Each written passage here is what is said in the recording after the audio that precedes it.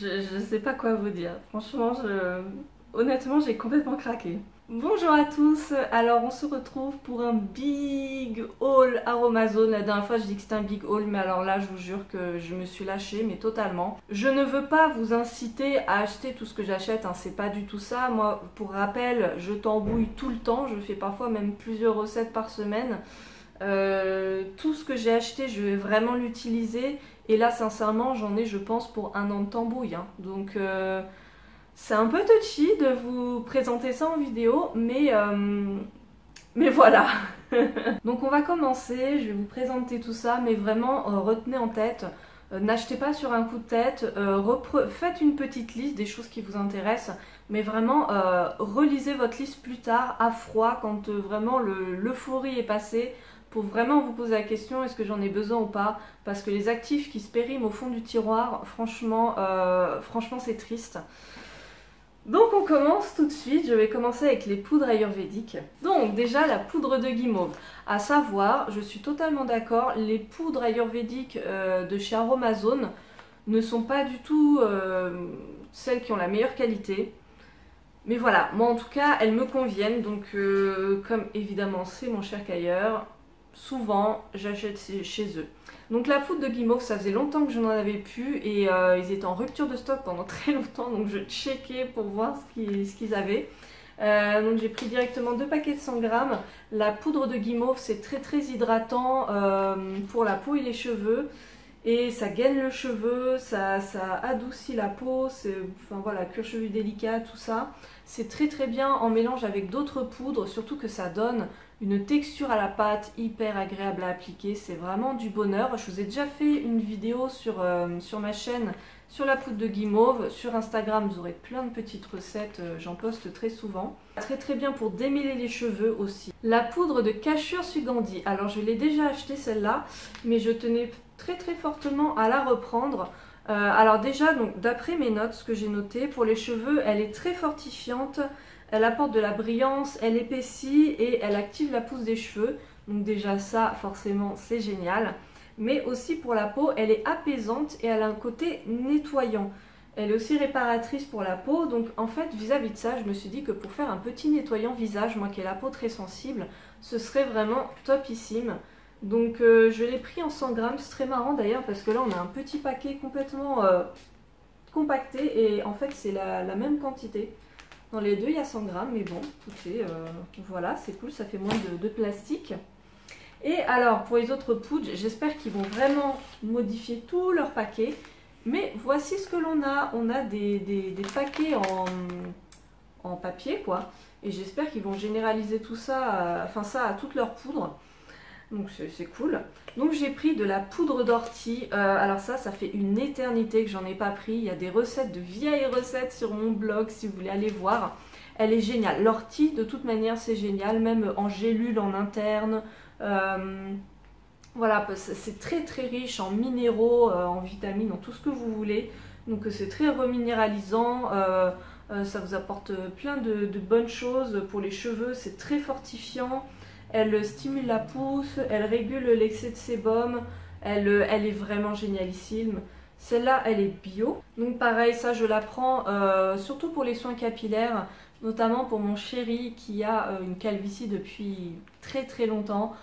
Mais bon, hein, pour faire un petit coup de boost au cas où, ça peut être cool. Et même pour moi, du coup, j'aimerais laisser pousser mes cheveux, donc c'est que du plaisir. J'ai pris de l'argile rouge. Alors ça, je n'en ai jamais utilisé. L'argile rouge, c'est très réputé pour les peaux sensibles. Moi, j'ai la peau sensible et c'est vrai que j'avais testé l'argile rose qui est très bien. Mais du coup, je n'avais jamais testé ça. Donc franchement, ça a l'air top. J'aime bien leur nouveau paquet. Il y a même des petites recettes derrière. Franchement, j'adore. Même si je vais sans doute tout transvaser dans des pots comme j'ai l'habitude de faire. J'ai pris de la poudre de cidre. Alors ça, rien à voir avec la boisson alcoolisée, hein, bien sûr. C'est de la poudre de jujubier. Ça fait très longtemps que j'en ai pas acheté. En fait, pour tout vous dire, il y a 6-7 ans, j'en avais acheté quand j'avais fait du henné et j'avais détesté. Genre ça me faisait les cheveux tout poisseux, c'était une catastrophe. Mais de mémoire, je l'avais utilisé tout seul et effectivement... Il y en a dans la poudre shampoing végétal Aromazone, enfin vous savez, là on mélange tout près, et génial. Et en fait je me rends compte que, en tout cas chez moi, en mélange avec d'autres poudres, c'est top. Donc comme je compte continuer à faire du Katam, voilà, là ça se voit pas énormément, hein, mais j'ai fait ma coloration au Katam, j'ai fait une première coloration, c'est un peu du ton sur ton, hein. Mais voilà, pour éviter que ça dégorge, la poudre de cidre, je ne l'ai pas dit, ça sert à ça. C'est un shampoing capillaire mais qui évite de faire dégorger les couleurs, donc c'est génial. J'ai pris ma poudre de Reta, et si je dis pas de bêtises, j'en ai 2 paquets, et je les ai déjà ouvertes, hein. Je me suis déjà servi, voilà, j'ai pris 2 paquets de Reta parce que vous connaissez sans doute la poudre de Shikakai. Je trouve que énormément de gens parlent de la poudre de Shikakai, qui est donc une poudre lavante. J'ai fait mon dernier shampoing solide avec ça. Mais personnellement, j'ai toujours, depuis plus de 13 ans, j'ai toujours préféré la poudre de Reta. J'ai testé plusieurs marques pour les deux. Et à chaque fois, je trouve que la poudre de Reta est un peu plus douce et se rince bien plus facilement. Bon, quand on fait plein de mélanges de poudre, ça revient au même. Mais même tout seul, je trouve qu'elle se rince beaucoup plus, que le Shikakai laisse beaucoup plus de particules dans les cheveux. Et la poudre de Reta, c'est tout simplement de la poudre de noix de lavage.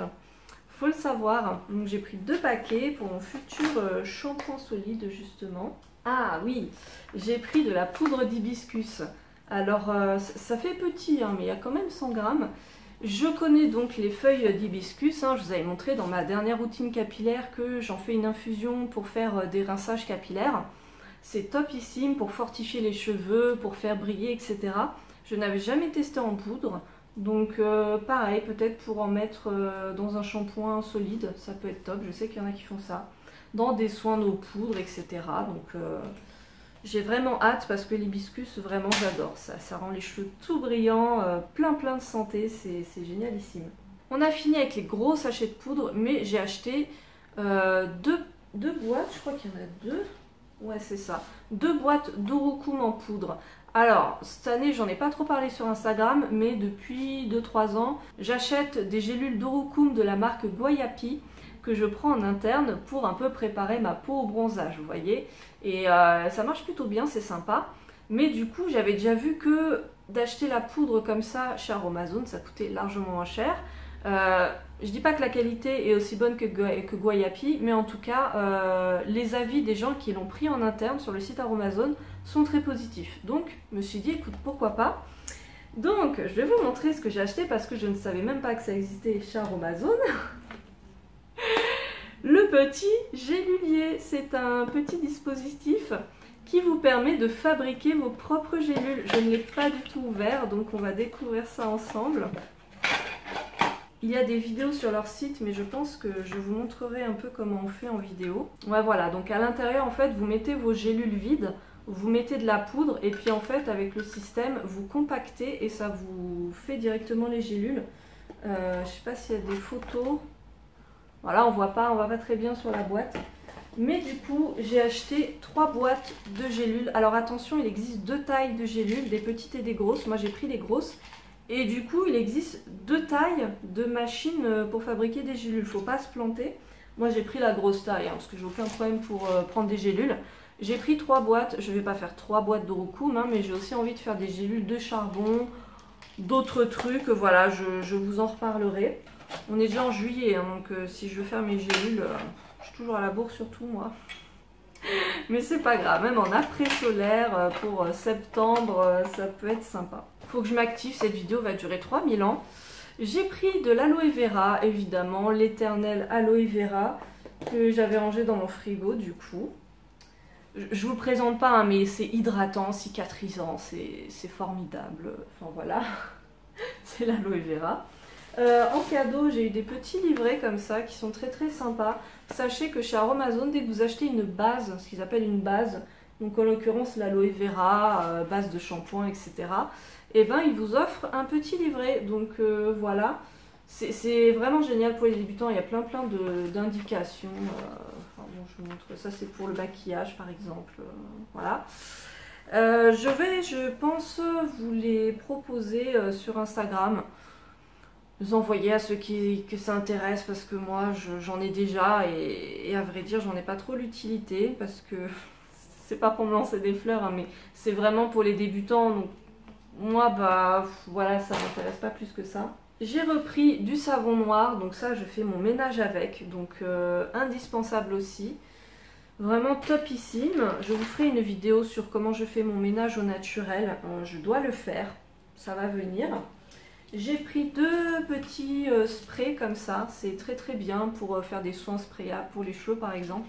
Je les trouve très pratiques. Ça s'adapte sur les flacons de ce type. Hein, donc nickel. J'ai repris des bandelettes pH qui sont pas ultra précises. Mais j'ai envie de dire, on voit à peu près où on est, on voit à peu près si ça correspond pour un soin capillaire, pour un soin visage. Et c'est très bien.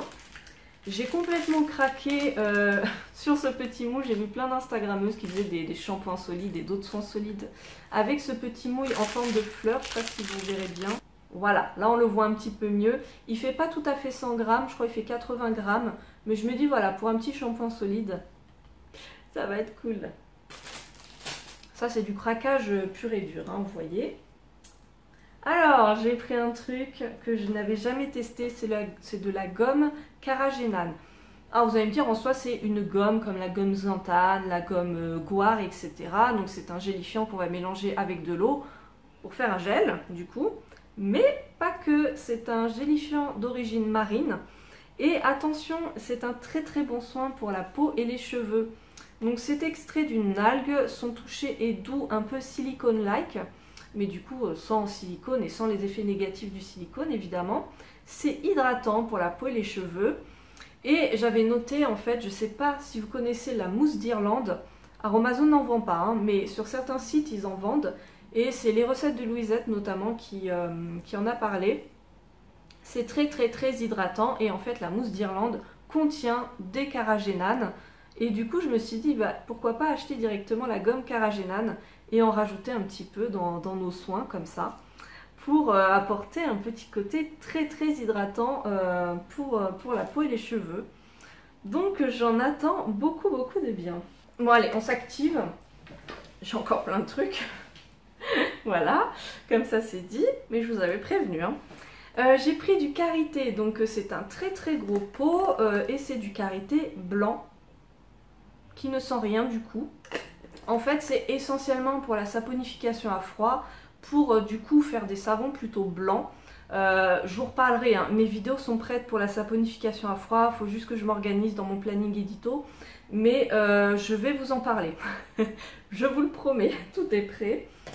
On va rester sur la saponification à froid avec les huiles végétales, parce que du coup j'en ai acheté quelques-unes. Alors j'ai pris l'huile de babassou.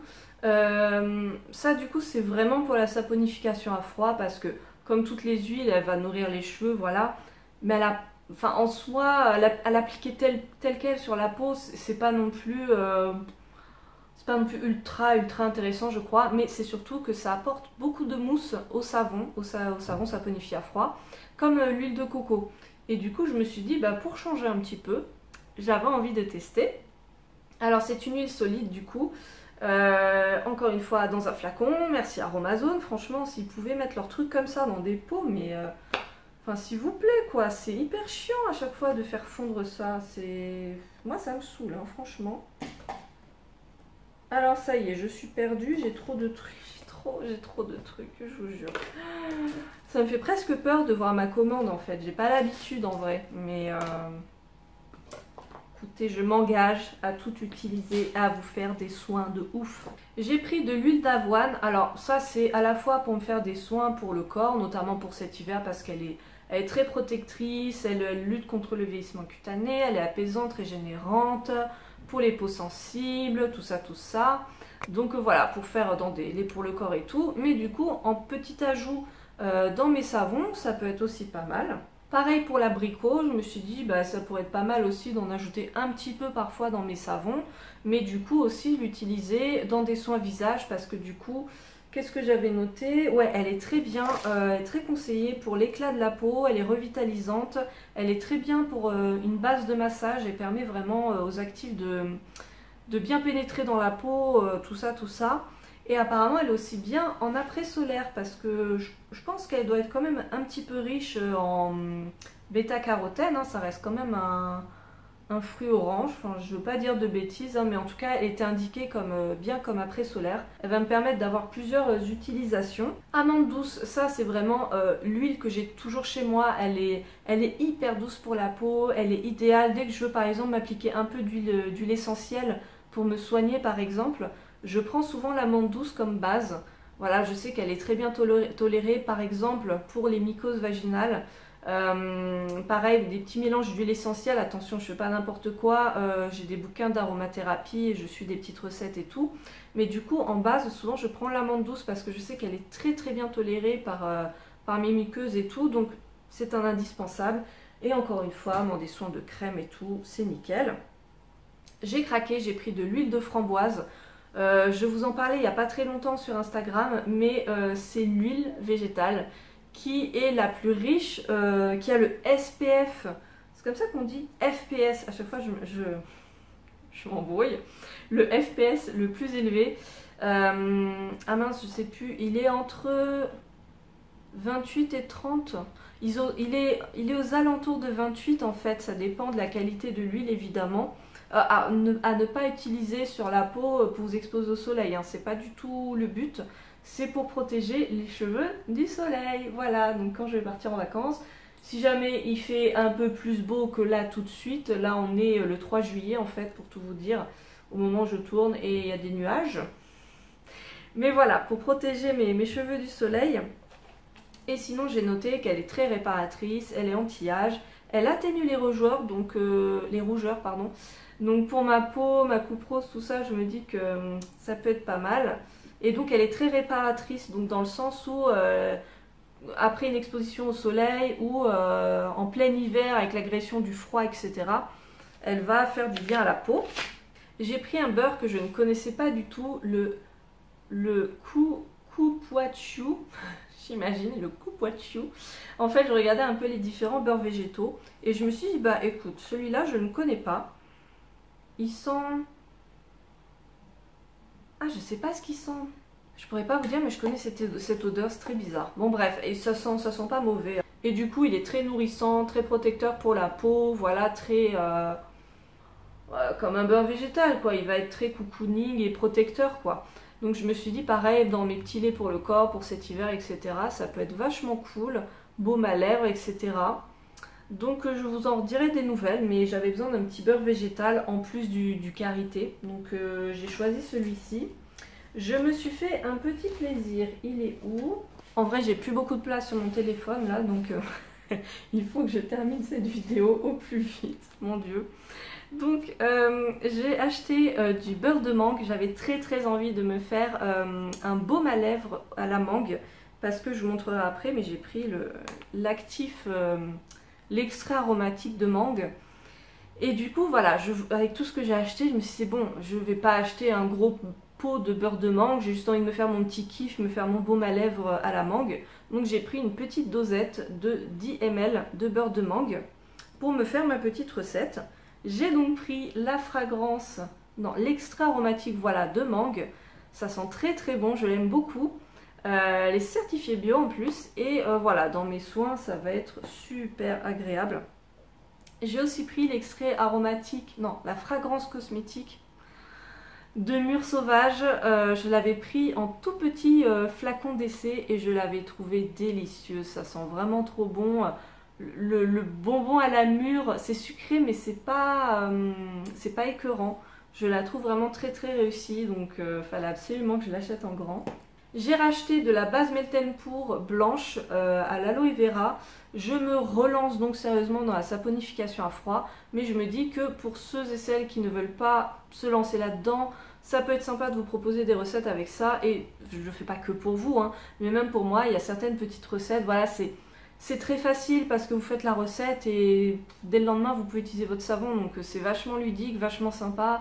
Vous pouvez faire plus de tests avec les couleurs, les colorants, les fragrances qui ne tiennent pas en saponification à froid. Donc j'ai acheté ça. J'ai acheté mon fameux anti-moustique anti-tique, hein, je vous en parlais la dernière fois, pour les balades en forêt, pour sprayer notamment au niveau des jambes où ils peuvent grimper. J'ai acheté ce flacon, ce n'est pas du tout pour la cosmétique, mais c'est juste pour remplir avec de l'huile d'olive et sprayer dans la poêle. Mais ça, je vois cette astuce depuis 3000 ans et je ne l'ai pas fait, et ça vous permet de doser très précisément l'huile pour votre cuisson. Donc voilà, flacon en verre avec un petit spray. Ah, j'ai repris un goupillon pour nettoyer mes flacons, mais bon, bref, c'est pas très intéressant et je ne l'ai pas là. J'ai pris du bisabolol parce qu'il est génial pour apaiser la peau, tout ce qui est soins après solaire, soins à post-épilation, génialissime. Je l'ai déjà utilisé et il y a déjà des recettes sur mon blog. Ah, pour les savons aussi, j'ai pris de l'empâtage blanc. C'est en fait du dioxyde de titane dans un mélange pâteux, enfin voilà, c'est pas sous forme de poudre, ah oui, dans de l'huile de ricin, voilà. C'est pour la saponification à froid, c'est un colorant blanc, donc on peut l'utiliser aussi en maquillage. À savoir, donc, il y a une grosse polémique autour du dioxyde de titane. Je vous le dis tout de suite, le dioxyde de titane n'est dangereux que s'il est inhalé, donc sous forme de poudre, ou s'il est mangé. Donc sachez que dans toutes les pâtisseries blanches, etc., il y en a. Ou s'il est sous forme de nanoparticules. S'il n'est pas sous forme de nanoparticules et qu'il est présent dans vos cosmétiques, il n'y a pas de danger, notamment dans les crèmes solaires. Et celui d'Aromazone est garanti sans nanoparticules. Donc pas de souci, je peux l'utiliser dans mes savons. J'ai pris aussi du mica vert océan, j'en avais déjà, que j'avais acheté l'an dernier sur une brocante. Et c'est un tout petit contenant, malheureusement, il fait 1,5 g. Mais bon, je me suis dit, j'ai déjà testé en saponification à froid, je vous montrerai ça donc bientôt. Mais je me suis dit que j'aimerais tenter autre chose, même s'il n'y a pas beaucoup de contenants. Par contre, je m'en mets partout.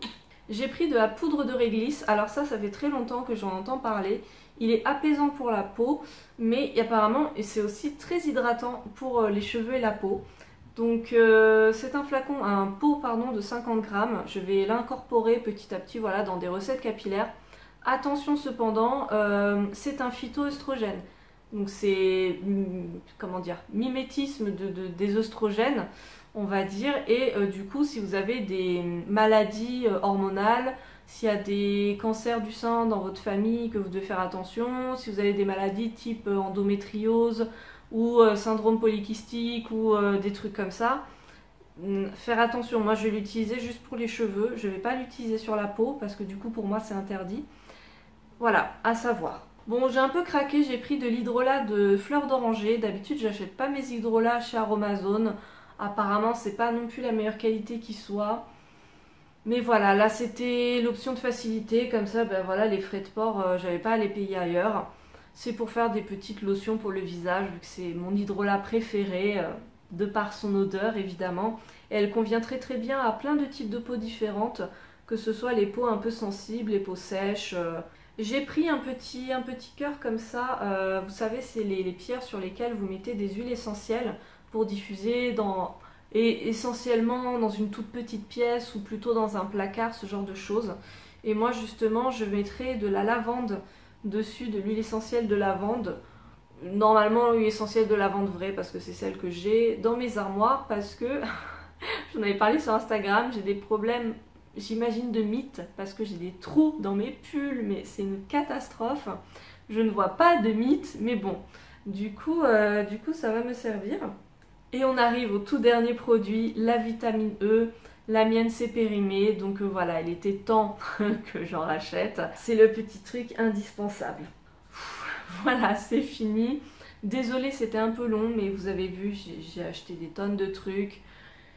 Je vais pouvoir tambouiller, je vous raconte pas, je suis vraiment très très contente d'avoir tout ça. Encore une fois, ne vous jetez pas tête baissée sur Aromazone pour tout acheter. Achetez les trucs petit à petit, terminez les actifs que vous avez déjà dans vos placards avant d'en acheter. Et moi, bah, je vous promets plein de jolies recettes avec tout ça. N'hésitez pas à me donner des conseils sur ce que vous faites avec ces produits, si vous les connaissez ou pas. Voilà, donnez-moi votre expérience, votre savoir et vos tests en commentaire. Et je vous dis à très bientôt. Salut!